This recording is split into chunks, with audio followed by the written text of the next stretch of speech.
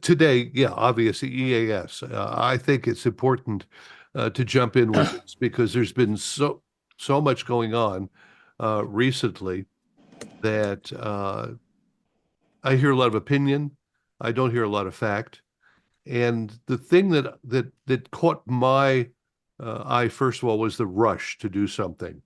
And I don't know about any of you folks out there, but I don't know anybody that's anxious to spend another $2,500, $3,500 on EAS boxes. Oh, of course you can expect that to happen. Um, so anyway, I'm really pleased today that we're going to have, and I'm going to use your title, Dr. Ed Czarnecki, with us. And Ed, like Cowboy, you've really been there a long time. You were with CISRIC for how long? Um, I've been in 3 or 4 scissoric cycles, but backed off because um, it wasn't quite the focus that I was hoping it would be getting. Right now, I'm on a FEMA advisory working group for IPAWS, um, which is taking up some forward-looking issues. But right now, CISRIC's not looking at anything in EAS, as far as I know. Would you count out the letters for us, CISRIC, what that is? Communication, security, interoperability, reliability, CSR, Communication Security Reliability Interoperability Council. Okay, sort of a big cover name for all Big cover these. name. And their focus right now seems to be more on telco networks and wireless. Hmm. And so, for everyone that doesn't know, Ed is the technical uh, director, would you say, for digital alert systems? I am quite the opposite of technical. I am work on standards, on policy, regulatory affairs, and work on the company's government and international programs. All right. I So, break tech. I'm the guy who breaks technology. I press the button and the screen goes blank. but you're the one that's really the interface between digital alert systems and the FCC, Yeah, yeah, and primarily. trying to help them understand us in a way as well as you, and help you understand where they're going from. And so, as we talk about these things today, I'd really like to dig down a little bit deep on some things, and I'm going to ask this question sort of. Um, I don't mean to be controversial about it, but I'll just put it out first. Can AES be saved? And yeah, yeah, I think it can be saved. It has to be used properly, wisely. There's a lot of work to be done. Uh, I think part of the problem. 1, 2. I think part of the problem is the three-headed beast, federal beast that's running EAS with the responsibility split across 3 different agencies. And I think that if I can use profanity for a second, one of the big problems that broadcasters don't give a damn about EAS, despite their a lot of broadcasts. I shouldn't say anybody on this producing forum, but we hear from the customer service calls, we hear from the plea for free things to get rid of EAS, get rid of EAS devices, the unfunded federal mandate, etc. We're sensitive to all those things. But it's a two-edged sword. On one hand, the responsibility of the system is not bifurcated, it's trifurcated. Is that a word? Across 3 different federal agencies, and it's treated at best as an annoyance by many broadcasters, not as a fulfillment of a local service obligation or commitment. This has been one of the things I've spoken out about innumerable times over the years. Managers and program directors have got to become part of EAS. They really have to. It cannot be a chore laid upon the tech guys and then expected to do anything except. There's a lot we've tried to do to make EAS more interesting or attractive for the station, more useful for the audience. on a technology level. Newsroom integration, integration with newsrooms, introducing symbology and media aspects to EAS, trying to create a common look and feel for EAS through an industry working group.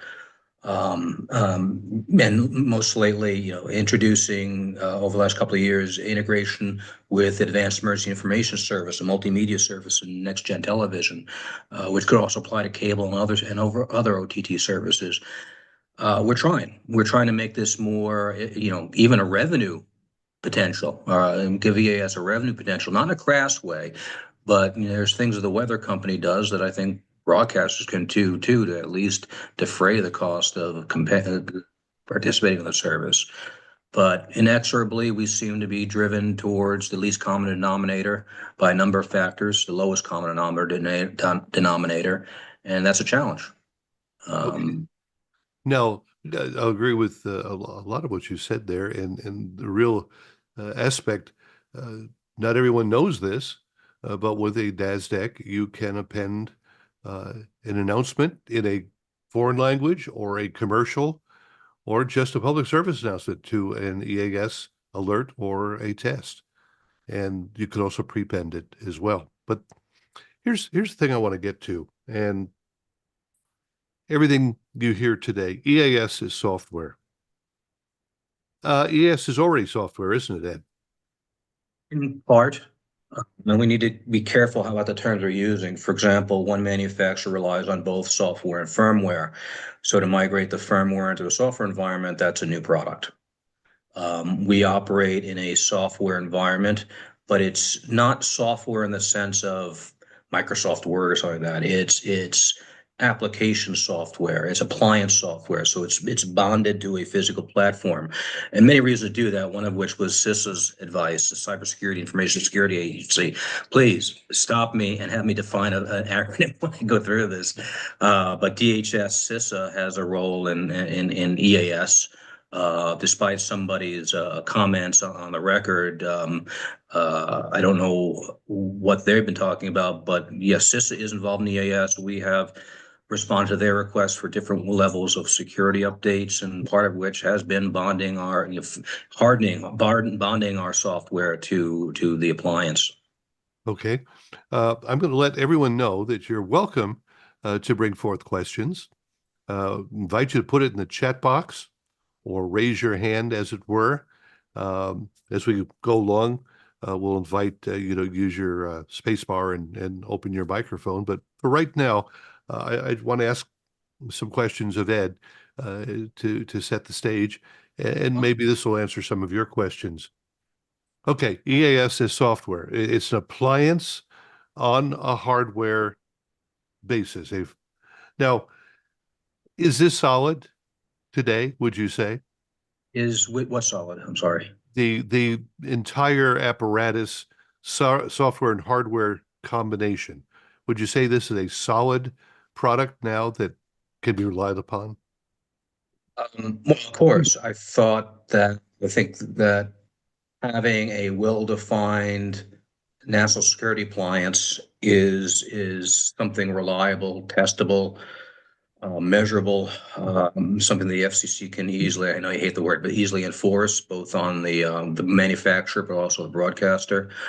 We're not opposed to the concept of software-based EAS. If you read our filings, and I have an ex parte filing I just filed today, we're flat out disclosing we've been working on software-based EAS for a number of years now. Well, you have this thing with the EAS at the edge. It's a hybrid of some sort? Well, okay, so EAS at the edge, let me clarify that. EAS at the edge adds the ability of the DASDEC. The DASDEC is enhanced to do audio over IP, AS67, a bunch of other signaling functions to communicate, in this case, with Telos and Nautel. We'd eventually look to do that with other platform manufacturers. But it's kind of, for us, this step is the best of both worlds. Having FCC certified appliances, talking seamlessly to IP-based audio plant. So you don't have to go down back to baseband audio and up.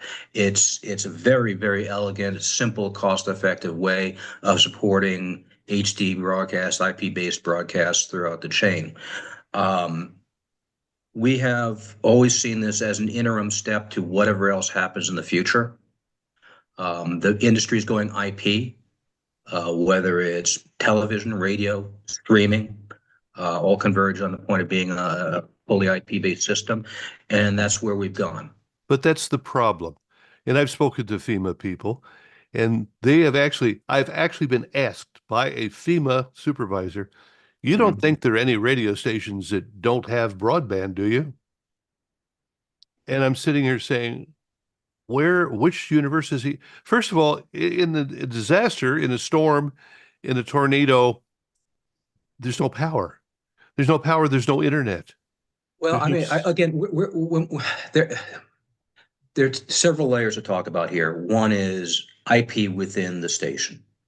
Okay, so if you're working in an EAS 67 plant, we're not necessarily talking about outside connectivity. We're talking about the internal IP networking and routing. So you still see the need for radios as the front end to whether it's hardware or software? Yeah, I do. Until and unless something else is added to the network, to the system. And I don't want to go off on a tangent here, but right now, if and when EAS fails over cap internet, legacy EAS will still stand as a robust backup tool. Okay, that's why we introduced cap polling. You receive an EAS message over the air, and then you automatically poll iPause. We introduced that long before the FCC mandated it. And the purpose is to have clean audio. Clean audio, prioritize the cap message if it exists, but if it doesn't exist, use that over the air radio in a really bad day scenario. Now, in the future, and given funding and all the antics that are going on in Washington, D.C., I don't know how fast this will happen, but I think inevitably we'll start looking at alternative wireless broadband distribution to broadcast stations. That's both a benefit and a threat to radio broadcasters. The benefit is if it's over satellite or other wireless broadband mechanisms, you're not relying on the fragile internet. Now you're doing a wireless broadband overlay nationwide, and no more, potentially no more EAS tones. It would be out of band signaling of alert messaging. That could be sometime in the future. I won't even put a date on that because given the speed of what's going on in the Beltway right now. But the threat, if you will, if it is a threat, is that broadcast radio becomes a little bit less relevant because now you're not even needed for the daisy chain anymore. And then, this is what I get to the, a lot of them I want to talk about is a double-edged sword.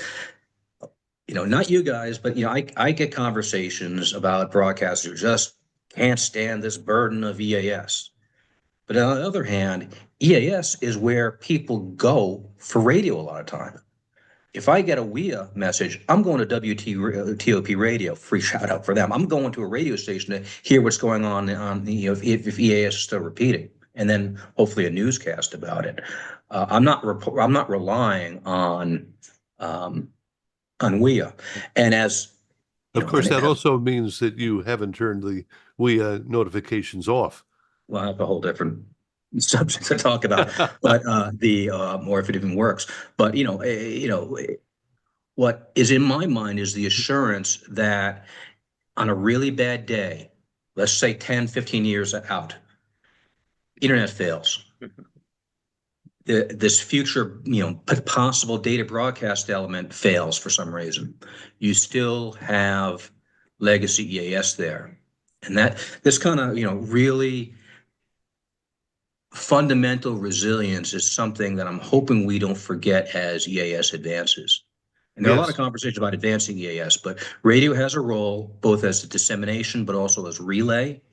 And even if it's that last ditch in a really horrible day scenario, I know everybody talks about Amber Alerts and everything, but a large part of our work is now talking about national level alerts.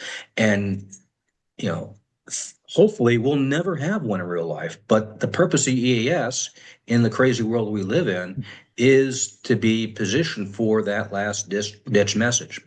Okay. Well, I want to talk to you about the putting these things together to accomplish that. But first, Kelly asks on the chat, is anything being worked on to encourage or require local, county, and state EMS jurisdictions to train or be regularly retrained on how to activate a local EAS in natural or man-made disasters? Most places I've seen, counties and cities have forgotten what EAS is for, let alone the importance of how to activate when and when someone gets relevant information to broadcast. Great question. Two answers. One, FEMA has put together a whole series of resources, training resources for emergency managers to compose clear, concise messages on online dashboards, so they can actually compile a message and potentially even cut and paste it and drop it into their alerting tool of preference. There's enhanced guidance and training coming out from FEMA on how to write a clear, concise, useful message over WIA and EAS. That's answer number one. Answer number two is, yeah, emergency managers are very much fixated on WIA only. They're forgetting about EAS. Why? EAS goes to everybody. They want to micro-target. They don't want to know everybody in the DMA and the greater listening area with an EAS alert that they're trying to now target to a couple of square blocks. So the concept of operation between local emergency management and the broadcast industry is kind of diverging. By the way, that's where ATSC 3.0 comes in, the ability to geo-target messages like WIA. AEI in ATSC 3.0 becomes an enhanced form of WIA in effect. But in radio, we have to talk about, okay, are these things possible? Lastly, as part of FEMA's requirements for emergency managers, they have to test in the IPAWS TDL on a monthly basis. If they don't, they get a couple of nastygrams, could even have their alerting authority revoked if they don't test. That should be an element that's is pushed by FEMA. Also, Representative Gomez, I think his name, out of Los Angeles area, he has filed or is intending to file a bill to get FEMA to provide more training resources. Exactly what you're discussing here, what you asked here, for more training resources for FEMA. Unfortunately, Representative Gomez is also hyper-focused on WIA. Well, the problem too is that the turnover in the emergency management sector, state and local officials, they don't often know. Someone was mentioning here in the chat that many of these emergency managers, they think of social media first, reverse 911. We're going to post on Facebook that there's, rather than allow the broadcast community to know what's going on. And the idea that they're using a proprietary messaging system for text messaging is another problem. That IPAWS is useful because we can monitor everything coming out of IPAWS, both WIA and EAS. So that's content we can use in a number of different outputs. If you're using a proprietary, there's all these different parts to it. WIA is part of it. EAS is part of it. Local activities are part of it. The sheriff's car going down the street telling people to evacuate. Right. And for the emergency manager, I think there needs to be better outreach to let them understand that in your local area, you can work with your local broadcasters. So, for example, when you're sending an alert out, at least with a DASDAC, it doesn't have to go automatically to air. It can be held, of course, but also can be routed to a newsroom. It's a news feed. So, you're essentially, if you're a reporter now, you're relying on social media, WIA. I got this emergency blast over WIA. You could also send it directly to the station, to the news desk via EAS, not going to air, but it becomes a newsroom story. Not every EAS box has to be on automatic. Not exactly automatic, and that you know, I know it's just, in many cases, state plans are to do all these messages automatically. But maybe further discussion needs to be happened. Maybe they don't happen automatically, and it's a newsroom service. Blue alerts. And that Okay. brings us to a potential issue. If you put EAS solely as software in a transmitter, how do you feed the newsroom without all kinds of kludging inside the transmitter? Now, what is this newsroom of which you speak? If there are any left around, but there are, there are some left locally in the market. There are a couple of questions here or comments about the audio clarity. Now, you mentioned the CAP audio. Yep. Not all the counties or states will feed FEMA. The Weather Service will not feed FEMA. They're in their silo and they just don't care. So what could be done to improve the audio? Okay, so the National Weather Service, it's not that they're in a silo, but there are technical issues with their messaging that keeps weather messaging from ending up in CAP EAS. There could be things that are done. There are things we are doing, and I'm not going to talk about that because that's product development. But in terms of conventional EAS, there's not much, unless you're monitoring CAP, unless there's a CAP message, you're going to get second, third, fourth generation audio, which is going to degrade very, very quickly. Especially with some manufacturers, their audio relay is not as crisp as we'd like. So adding a lot of overhead noise and even embedding tones from another message inside of it. I don't have an elegant solution to that without significantly redesigning the system. The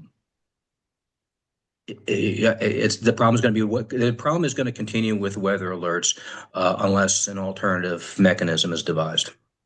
Okay, let's go back here to the software concept itself and ask you the question that what would be the regulatory certification or compliance framework for EAS as software? Well, this is one of our main question items. And let me back up for a second. We got blasted a bit by the NAB, very surprised by the tone of that, but we got blasted by the NAB for asking questions. And I'm not sure they heard us or somewhere along the line, communications must have broken down. As I said, we've been working on this. This is not hypothetical. We have a system called the Collector, which is the DASDEC software operating in a VM environment, okay, in a virtual machine environment. It's not doing encoding, decoding as a part 11 function, but it is, we're just saying for several years now, we've been doing DASDEC as a virtual machine. And as a result of that, we have some pretty significant questions about technology, security, operational requirements, and regulatory requirements, including certification. Now, to get to your question, our 46-page filing, which was derided, was literally cut and paste from years of questions and concerns we've been compiling by doing our own work. Not hypothetical, no BS. We're engaged and we're trying to figure out, can this be done?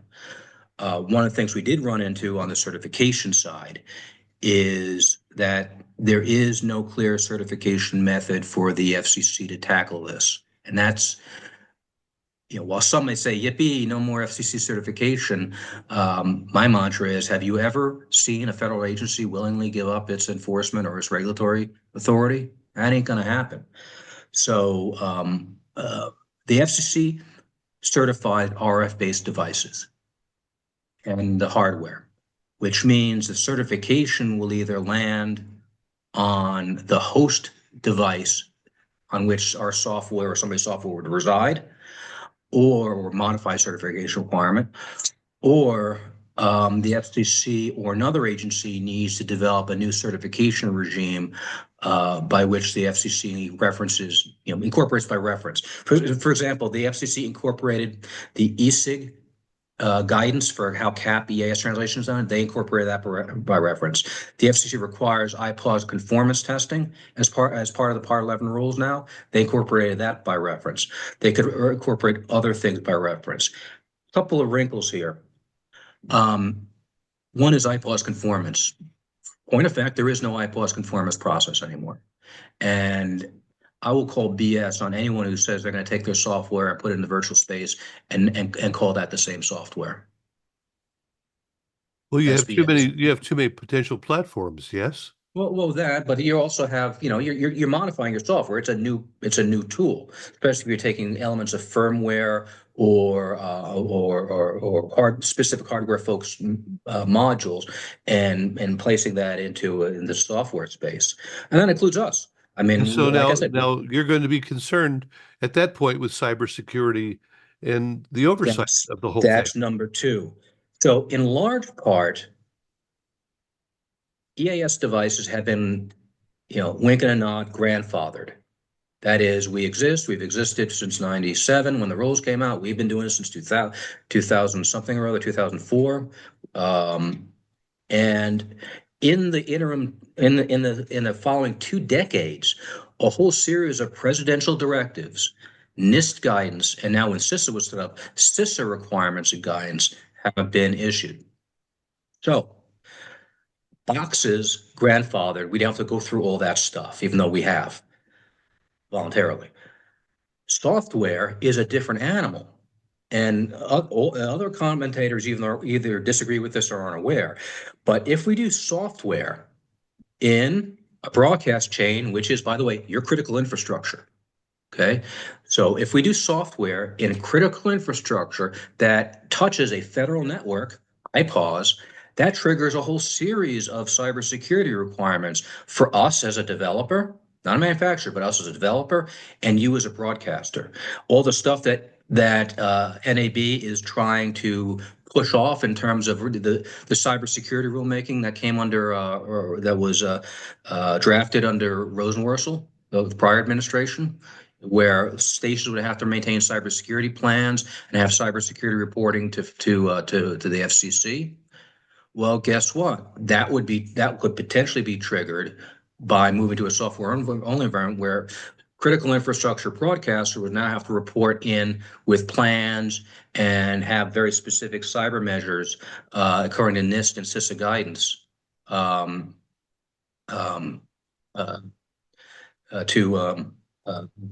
to adhere to those requirements. I'm going to back up and apologize.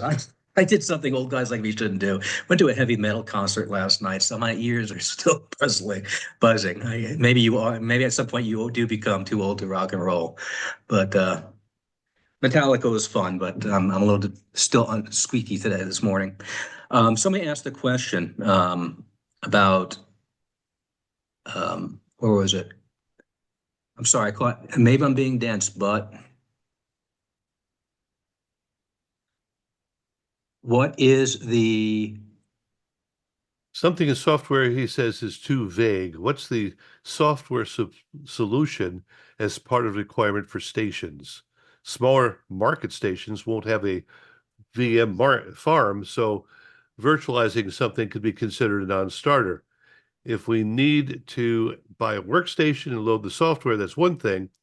But as Barry, as I pointed out, stations keeping up security patches and buying new hardware to do what DASTEC or Sage boxes do now, he says he could see why they're skeptics. Well, okay, so what is the proposal? The proposal is to, I think rather overly simplistically, magically take the software off an EAS box and make it available to put on trusted platforms, trusted hardware. And nobody's defined what a lot of the right questions are coming in right now. A lot of the put it on a trusted platform, and the petition itself doesn't define what a trusted platform is. We're working with one platform we would consider a trusted provider, but again, what certification, what cybersecurity responsibilities will fall on them. A couple of quick things here that are coming out. And I don't want to make this overly complicated, but one, Um, the software, if installed on a virtual device, is now in an unknown regulatory certification environment, an unknown, undefined cybersecurity environment, including requirements for radio stations.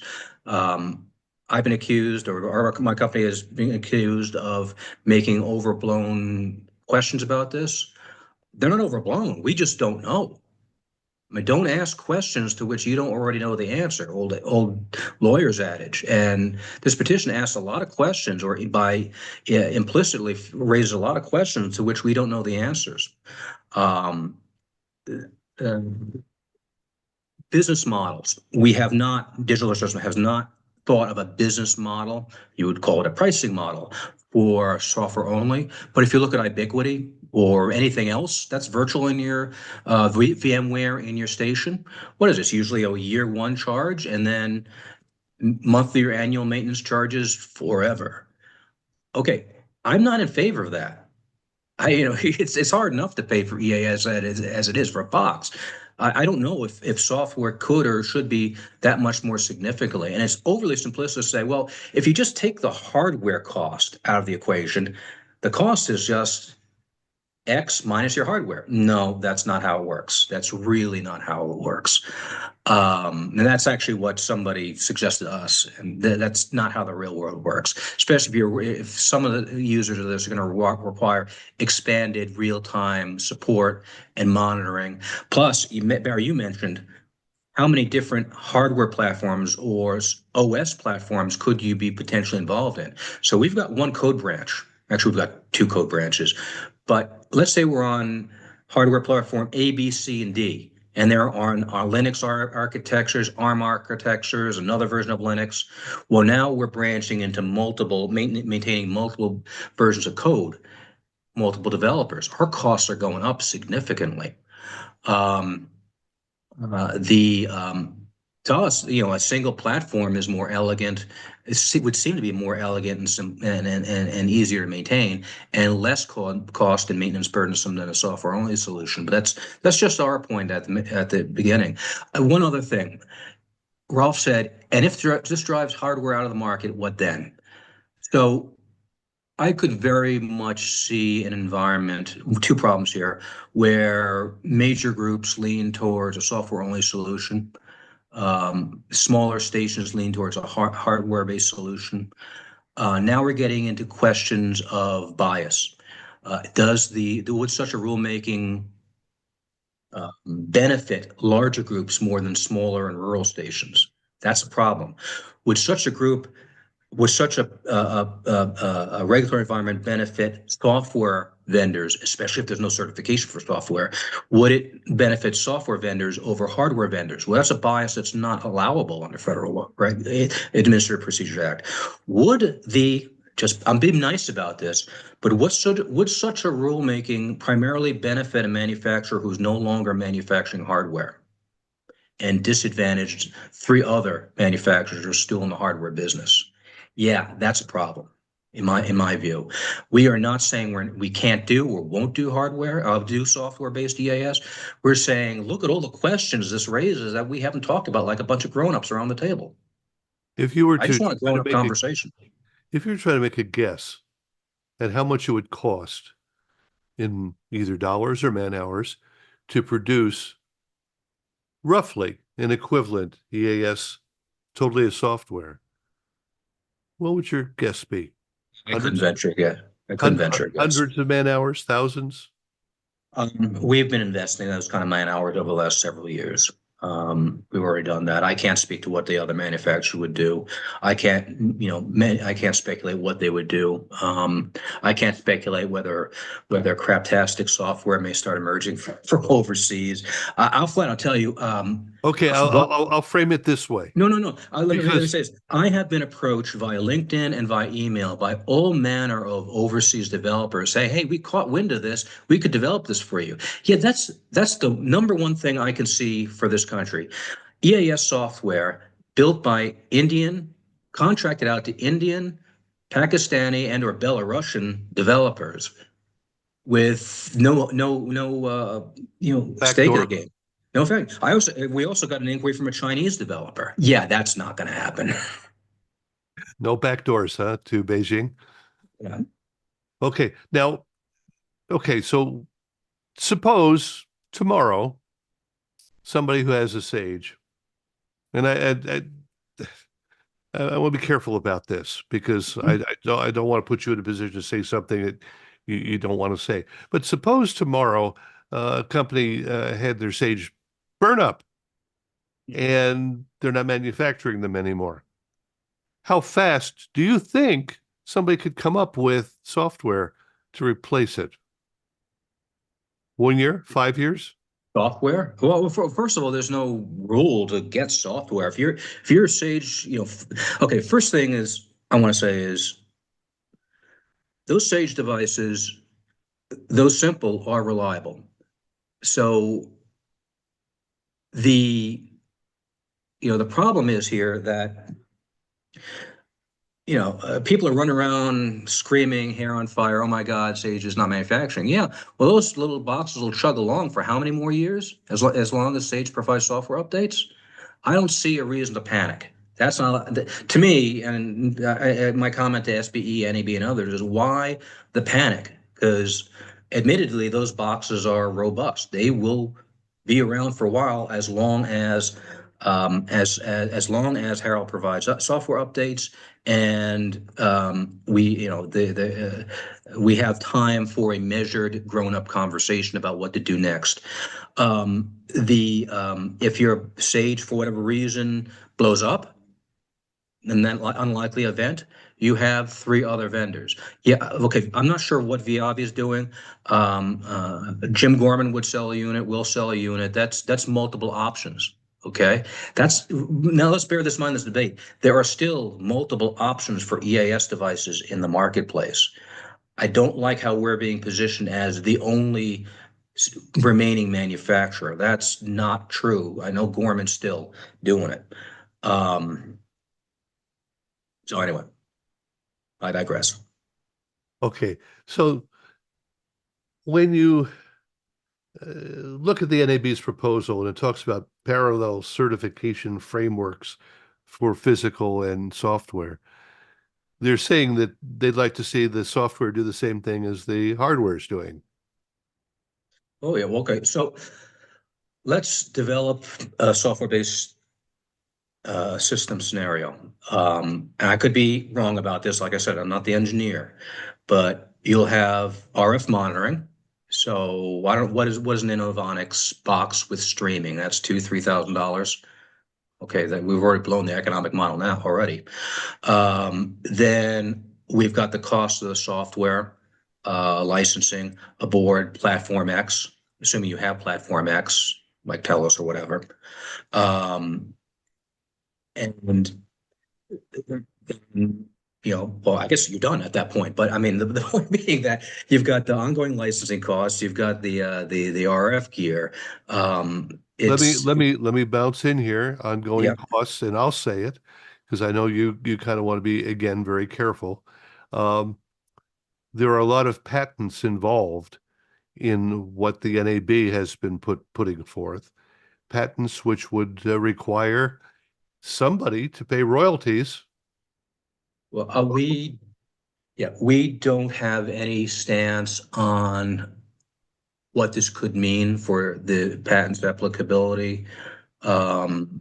Or licensing, and we have no position on that. We have no position on the validity of patents. That just should back up. It's an expense. The point is an No, expense. actually, let me back up. We just discovered existing patents a couple of days ago because we were trying to figure out, why is certain people getting so energetic about it. And one of our engineers and outside parties directed us to a series of patents that would cover the essential functions that may well cover the essential functions of a software-based EAS product. So my response was rather profane, wholly fill in the blank. But I mean, this is a serious problem now. I'm not sure anybody knew about these patents, but there they are. And I guess you saw them too. You found Renan and Barry, but Yeah. there's these patents that we're just examining now that, our engineers say, wow, how did they get the patent for this? And this absolutely covers some of the essential functions of a virtualized EAS solution, And so at least for HD radio. basically what you're saying is now we could have patent fights. I hope not. Could. But I mean, the FCC has been very loath to consider solutions that have hard intellectual property rights around them that are patented. They love the way HD radio worked out, don't they? Well, that was a singular case, and we can see how that worked out. On a policy level, there were some trade-offs there, but this is different in a lot of ways. I won't get into it too much because we just discovered these, and they require a lot of review, not in terms of what they cover, but the implications of them. And it's something that has to be considered. Again, I mentioned the cost of producing the software. Then you have to have the support for installation, for maintenance. Well, so yeah, besides any intellectual property licensing rights, which would translate on to the customer. And intellectual property rights. Yeah, I mean, we got that. I'm not going to talk about the patents any further because they raise really profound procedural and ethical issues about if they were not properly disclosed. But and I'll just stop there. But the ongoing cost is for us a consideration. I see a comment there. The benefit to a company like Dasdaq is that you get away from manufacturing hardware. Let me be really direct with you guys. Okay, we're a company of about 20 some odd employees in upstate New York. We have our own manufacturing plant. We're not like the other guy who is basically 2 or 3 guys and they outsource everything. We build our own, we develop our own, we maintain our own hardware. 2 things happen. Our cost base has changed because maintaining software is not necessarily cheaper than manufacturing hardware for us internally. Okay, so getting away from hardware is a change of business model, and changing business models is not necessarily a cheap or easy thing to do. The second thing, being one of the topper guys, one of the upper level guys in the company, I really don't want to see a lot of people laid off because we're not making hardware anymore. Bottom line, being as blunt as I can, it would really stink to have to let people go that have been with the company for, in some cases, decades. We had one person retire a year or so ago. She'd been with the company for 40 years. She retired just because after 40 years. But real world stuff. You guys don't want to be let go because of station consolidation and outsourcing and all the rest. And we don't want to lay people off because of not completely thought out proposals. Harold raises the question that the hardware manufacturer has to maintain the embedded software. Scott Todd asking you about a Raspberry Pi.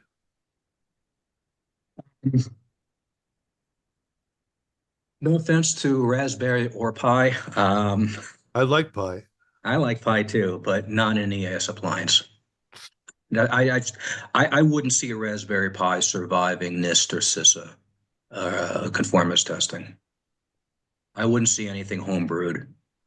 I wouldn't see open source softwares being allowed into the matrix necessarily.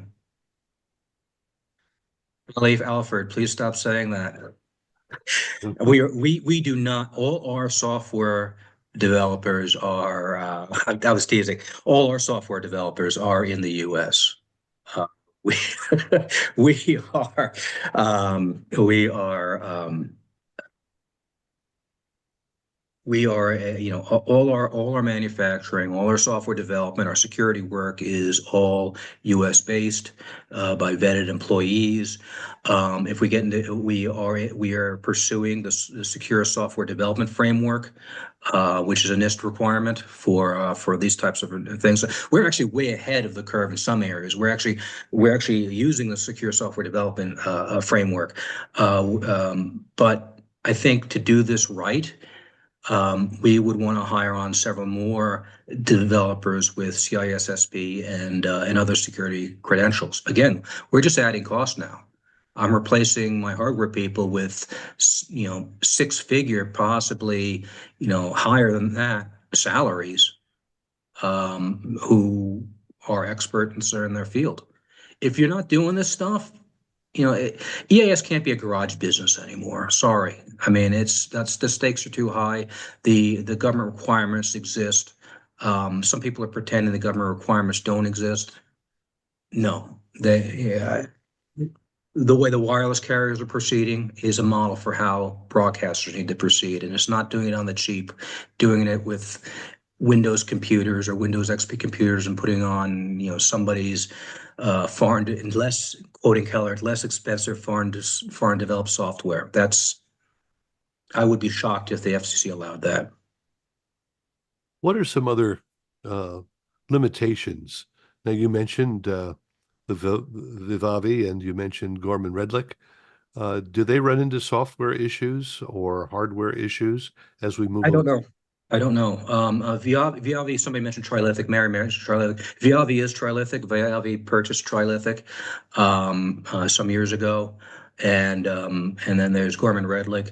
I don't know. I don't know what their stance would be on this. They've been quiet. I won't put words into Gorman Redlich's mouth. Jim Gorman. Jim Gorman's wife just passed away a couple of weeks ago, so I think he's probably very. My heartfelt sympathies to him, but I think he's probably dealing with that rather than proceedings like this. And Viavi is $1 billion company, so EAS is a blip on their radar. Not even a blip; it's static on their radar. So I guess where I'm headed, and the I'm not trying to get you to comment on a particular manufacturer so much, but there has been a lot of things said that parts aren't available anymore. For Sage, I mean, I shouldn't say that bluntly, but the only person filed or has acknowledged hardware shortages is Sage. So we took issue with the assertion from NAB and others that there was a supply chain shortage. If there's a supply chain shortage, that means that one industry segment primarily can't buy equipment from one single vendor. That's not an appropriate basis for rulemaking. We do not have supply chain issues. We have diverse sources for components. We have a forward-looking development path for our hardware, so that is not an issue. Okay. So then let's go back to some of the things that need to be done or can be done in your estimation. What would you have us do next? I'm glad I'm not the sales guy. He'd have a very specific answer. No, stay tuned. Stay tuned. One of the things I thought was very disappointing was the lack of industry dialogue before the petition and even in the rulemaking process. I thank the folks from BWWG for having the guts to file some contrarian comments. Ken Fine also filed a note of concern. Way too many people jumped on the, hey, this could be cheap and easy bandwagon. No, I mean, if you're hearing what I'm saying, it's not necessarily the cheapest, easiest route. It may be the route that benefits some, but not all. And we need to talk about that honestly. A long way of saying I'm asking this community to just monitor what's going on. Speak up to your local SBE chapters. Speak up to Let's your got to get local. to the management and programming people. Well, there's two things. I mean, there's long term. We need to talk about, hey, there's a value to EAS, and maybe as a community we need to figure out how to make lemonade out of the lemons of EAS. But the more immediate issue is with this proceeding. Again, we are not opposing it. We just have a lot of questions we need to wrestle with as a developer and a manufacturer, how we proceed forward, if at all. And I would ask that all be in touch, monitor the proceeding, monitor what's going on, be in touch with your local SBE and your local state industry association, your state broadcast associations, about your concerns, if you have concerns, or hell, even if you're a proponent of it. I'm not going to take a position on this. I'm not advocating or lobbying at this point. It is, if you have concerns, voice them. If you've got concerns about the lack of communication about this, voice them. If you love the idea, hell, voice that too. You can tell I'm in my crabby post-heavy metal mood right now. Very, very, very good. Anyone have any questions that we've not raised so far for Ed? If you do an alternate A or press your space bar, it'll open your microphone. Yeah, this is Richard. I was able to end my California state meeting early enough to get on here. Hi, Ed. Hi, everybody. Hi, Richard. Hey, Richard. Actually, during the meeting, I was actually asked about the BWWG comments, and Cal OES wanted a copy, so I just sent them a copy. Also, we had California Broadcasters Association on there. So I'm going to suggest to everybody that if you can get hold of a PDF of it online, or if for some reason you can't find it, we'll send it to you. Let your state organizations know about the fact that there is a call to not rush into this that we've made through the BWWG filing. And we're not against software EAS. As a matter of fact, that's what EAS drives the boxes. The question is, what platform would it exist if you let it out of the box? Cybersecurity concerns and overall reliability, and rigorous testing in a sandbox where we find out if it can play nice with everything else. That's all I had to say. Richard, I just posted 2 links. The first link is to the BWWG filing. The second link is to our reply comments. I don't know, Barry, if you want to open up either of those, but if you go to the upper right-hand corner of the white portion, you say Proceedings, PS 1594, you can just click on that link, PS 1594, and the whole track record of comments on this will appear. And again, from my perspective, I'm wearing a number of hats here, so I'm trying to be as neutral as possible. We just want interactive dialogue. We want a good vetting of ideas, a solid acknowledgement of potential constraints and unintended consequences. Putting, what kind of animal would we be building here? And somebody out there is dead sure of what he would deploy, and we're saying no. If you've been actually in the Homeland Security or public safety space, this is not your, not just flinging out to the market and you'll be done.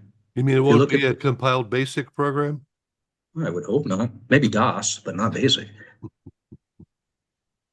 If you look at the security and investments around something like Everbridge on the alert origination side, they're massive, and that's for a singular hosted solution where they control the environment.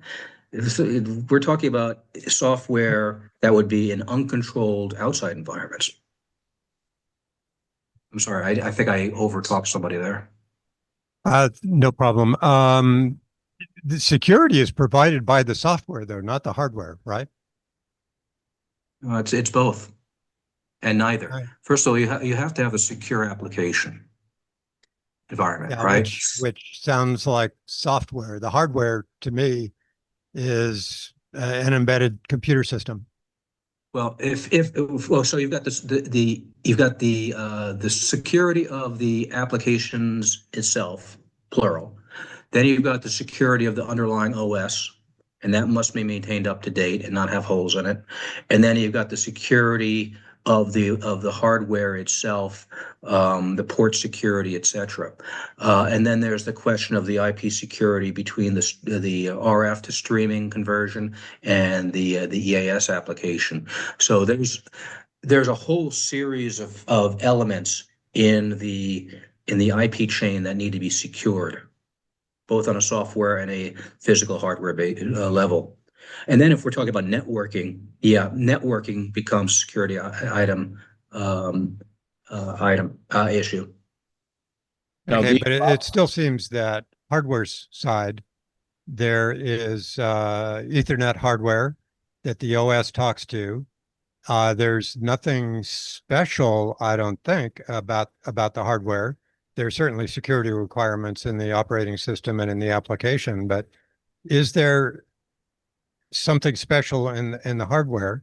And then also, I think that we already have computer systems running the program audio for many, perhaps most stations. Is this something that could be integrated into that automation, which is running on a known operating system, et cetera, and that integration would include the appropriate security? Well, conversely, could that automation system be integrated into something like a DAS deck? And then, because a DAS deck is not just an EAS encoder decoder.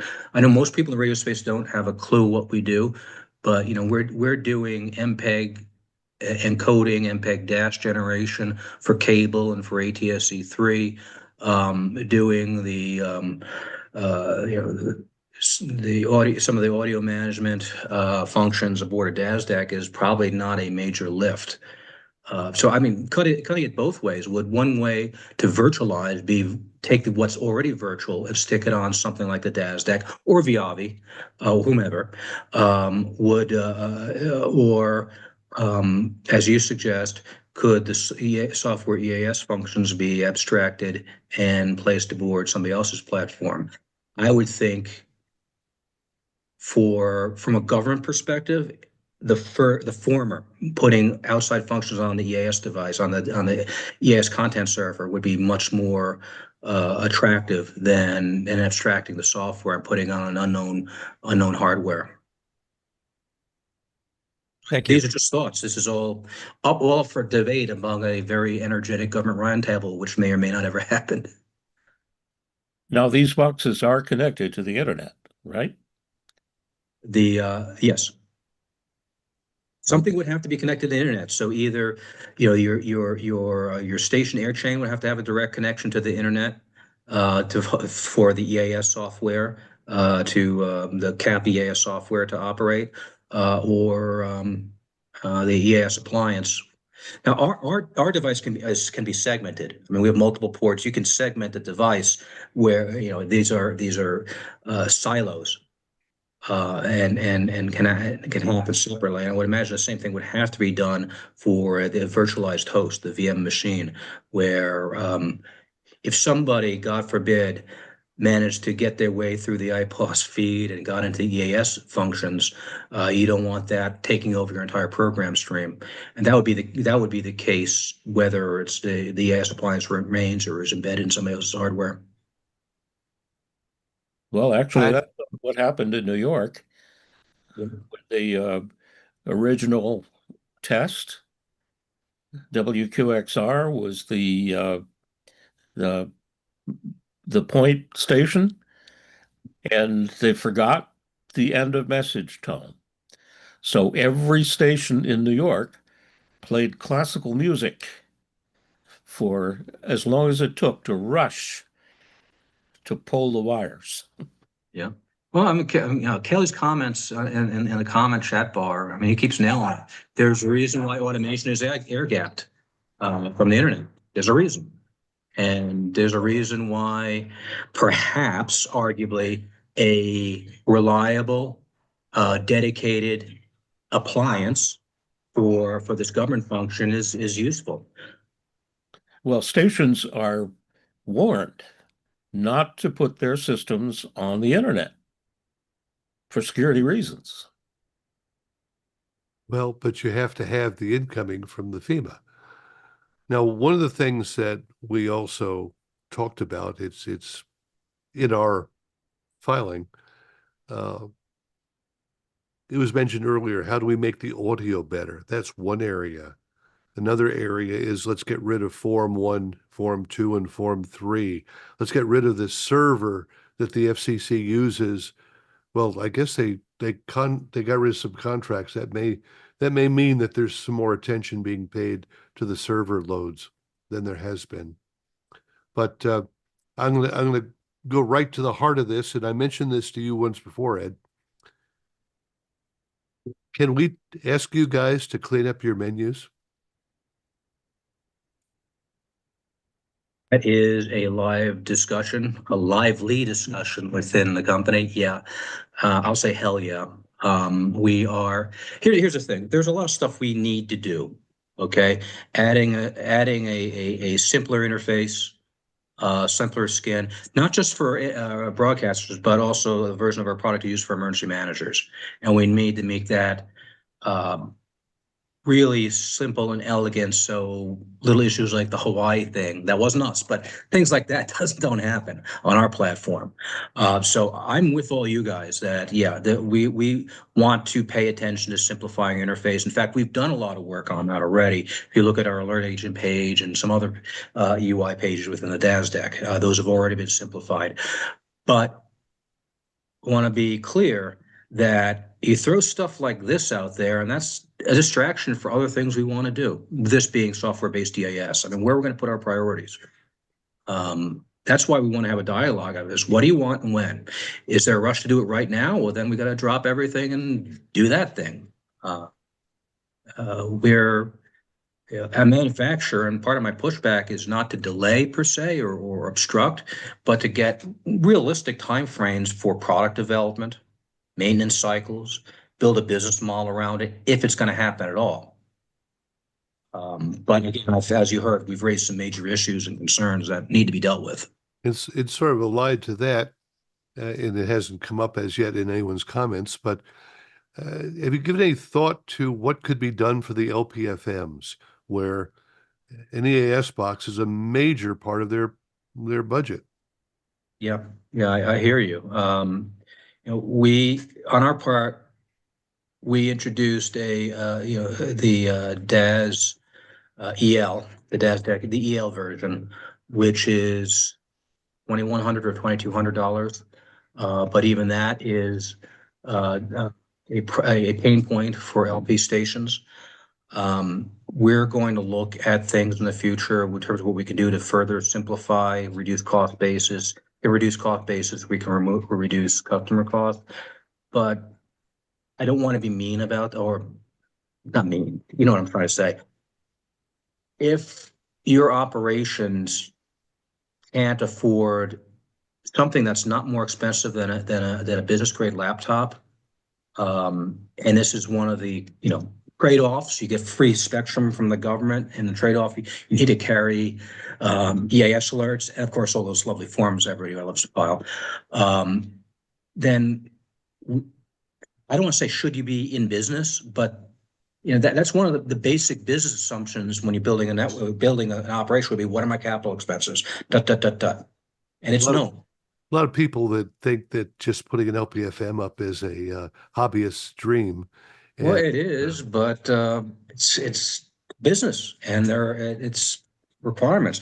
At the NAB show, I talked to Innovonics and RF engineers, and just to give those of you that are interested, just a rough idea, just the radio, to get a good radio that's selectivity, sensitivity, and I know people are going to talk about SDRs, but realistically, you want a mission critical radio. It's going to be $1,200. Well, a basic one will be $12,000. Their upper end ones were what, with $4,000. Our baseline DAS deck is what, 2,200. Maybe you can get better from a dealer. And then, Sages are what, 2,400 or 2,600. It was 2,600 for their standard unit or their only unit. No, they don't even make them anymore. That's irrelevant. There are things we'd like the FCC to remove from the certification requirements, like, for example, the front speaker. Okay, because most of that can be dealt with through a PC terminal.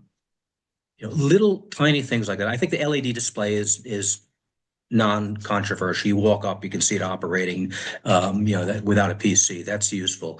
But getting rid of some of the physical requirements could allow us to shave off some dollars off of the cost of producing an EAS box. Would you guys ever put XLRs in there? I'd have to defer to John and Bill about that. That's not my area of expertise. Okay. I mean, the world's increasingly going to IP. So, talk about XLRs going the opposite direction of where most of industry is going, except for, again, lower end stations. Not lower end stations, LP stations with more conventional or legacy hardware. Analog. Thank you. Questions? Any more questions?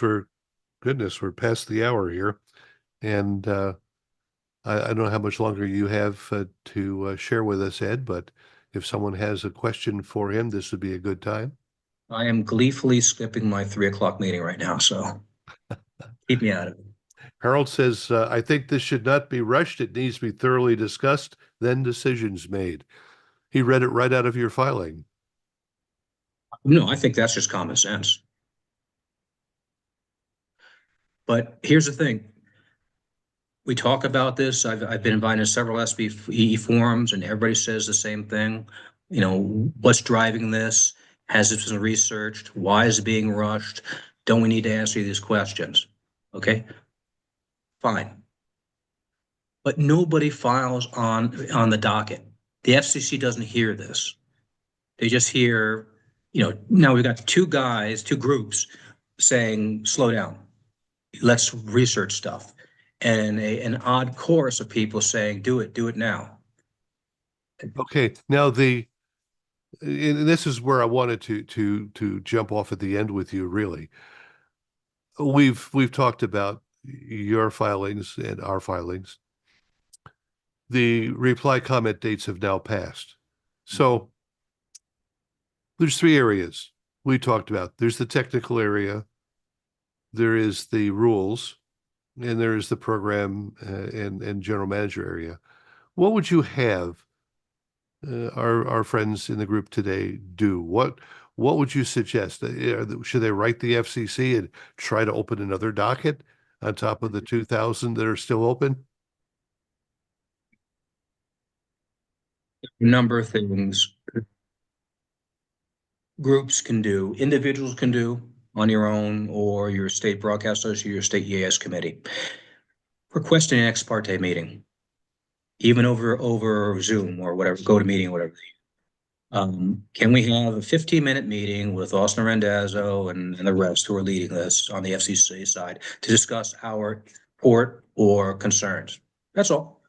I'm not going to take a position on what you guys should say. Too grown up for that. But if you support it, I think it's been well voiced. If you've got concerns, those have not been well voiced, except for us and BWWG. Austin is, for everyone to understand, he's in the PSHSB. Yeah, he's an acting chief or acting deputy chief now. I'm just talking procedurally. I'm not lobbying that for anyone to do anything. But the question is, what can be done? There is an open proceeding. The reply comment period has closed. However, you can make a request for an ex parte meeting to discuss these issues as an individual, representing your local SBE chapter, representing your station, representing your state EAS committee. Richard, you tag all 12 of those functions right there in one guy. But But I mean, that'd be a natural next step without opening a new docket or tossing out more filings that'll, jam up the log works. If you want to submit a filing, you can. The FCC is not obligated to read them. They probably will. But, if you do an ex parte meeting, and even if it's for 5 minutes, then you file ex parte comments on the same proceeding, where you can voice out the full context of what you said and meant to say in those 5 minutes. It's not that scary talking to the FCC. It really isn't. These guys are good guys in the Homeland Security Bureau. They've got a couple engineers on staff now, and they do want input. They can't act on anything unless it's in the record. And what you see in that docket I posted, 1594 and the cybersecurity one, is all that's on the record right now. Again, not taking a position. Ours is voiced pretty clearly. We are not objecting to this, but there is more to be discussed or examined first. I want to be really clear about this. Going back to the beginning of what we stated, not only do we not object to this, but we have been working on virtual machine approaches, virtualized software approaches for the last several years. The collector system is a fielded version of virtualized ASX software, so it exists. There are a few more pieces that need to be added, big ones around cybersecurity, but those big pieces are undefined from a government perspective, what our requirements would be, if any. So we've got questions. Not overblown, not obstructionist, not a delaying tactic. We're in this to support the government. We're in this to support the broadcast community. But as a responsible developer, we just need to know requirements so we're building the right piece of the puzzle. Well, I'm going to be talking with Cal OES and our California broadcasters about seeing if we can get together and maybe do an ex parte like you suggest. I can't make any promises yet, but I'm also going to talk with Barry about this a little bit offline. I appreciate that. Again, my intent here is not to lobby for any position, but it's to encourage participation in a process that typically has only had a handful of voices yelling at each other. And if you're silent, you have given up your right to criticize afterwards. If I was a local broadcaster, Richard left. If I was a local broadcaster, I'd be banging on Gomez's office saying, hey, us too. Here's a wild idea, because I've only had 6 cups of coffee today. Here's a wild idea. Why doesn't Congress simply underwrite the cost through FEMA of EAS boxes and just be done with it? If LPFMs and others can't afford it, I mean, billions are being spent on all these other initiatives. How about a 10 million, whatever, a coupon program for broadcasters? That resolves all these issues in one fell swoop. Put it all under a FEMA maintenance contract. Take it all out of the broadcaster's hand. Make it a government responsibility. Now, my people would scream like, oh my God, we do not want to be a government contractor. We don't want to touch that with a 500-foot pole. Neither do I. But I mean, if you're talking about an initiative like this, maybe voluntary isn't the way to go. No, simply, what we used to have a thing called a Partnership for Public Warning, PPW. Richard was involved with that. I think it became too inclusive in a way. I mean, just too many voices and started to meander. But why are we not having focused conversations about the future of emergency, of public warning, a full strategy towards a national warning strategy? Canada has SORM. It's the something of regional emergency managers, under which they have a public warning working group. I'm a member of the public warning group. Yes, they know I'm from the United States. They haven't kicked me out yet, but I'm a member of the public alert warning group in Canada. And this group has ongoing conversations about talking about, here's the results of the test, here's what could be improved. It's an open discussion without the BS of a regulatory industry, agency. I mean that affectionately, but regulatory agencies have procedures and public filing and sunshine requirements. And it's not dominated by any single government agency. That would be a great thing for somebody, if possible, to stand up, a public alert working group, just to talk about the issues of the day like this one, instead of having this parochial, siloed conversation that we're having right now about EAS versus WEA, radio versus TV versus cable, ATSC 1 versus ATSC 3, and public warning. I mean, we are just stuck in a fragmented environment.